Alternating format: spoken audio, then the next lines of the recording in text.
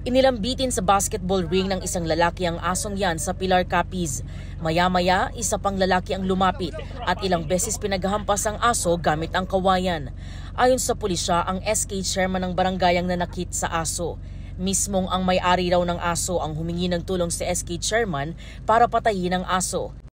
Kaya nito daw sa pag-iya, pinangako sa mga kasapakan. Delikado pala sa mga pumuluyo, especially sa mga kabataan.